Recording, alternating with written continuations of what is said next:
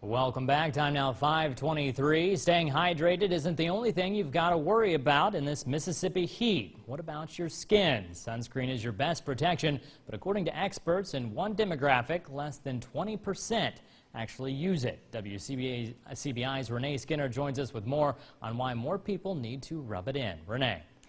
That's right, Eric. According to the Centers for Disease Control, only 15% of African American women use sunscreen. Although skin cancer cases are rare among black populations, they can still happen. And when skin cancer is found, it's often detected later, making chances of survival slimmer. You gotta put sunscreen on. If you think people with darker skin don't burn under the sun, well, think again. When I was running track, I had a little tan from my uniform. You're really hot, like you're really hot. Take it from these teens who know a thing or two about being in the blazing heat for hours at a time. Well, the first step is sunscreen. Before I even leave the house, I put on sunscreen. 17-year-old Jesse Dura even has a favorite brand. I use Banana Boat sunscreen. Yeah.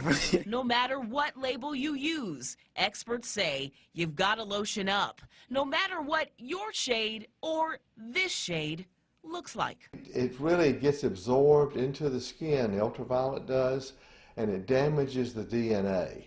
And that's what causes all the problem. But here's the thing, not enough African Americans wear sunblock. According to the American Cancer Institute, only 15% of black women wear sunscreen. Researchers say many African Americans assume their complexion is enough to protect from the sun's rays. It's true. Melanin, a pigment found in higher concentrations of dark skin, does offer some protection from the sun. But I found a doctor who says that protection like this, is not nearly enough. You do see skin cancers in dark persons, although they're not as common. A lot of times they're harder to diagnose and you might miss them.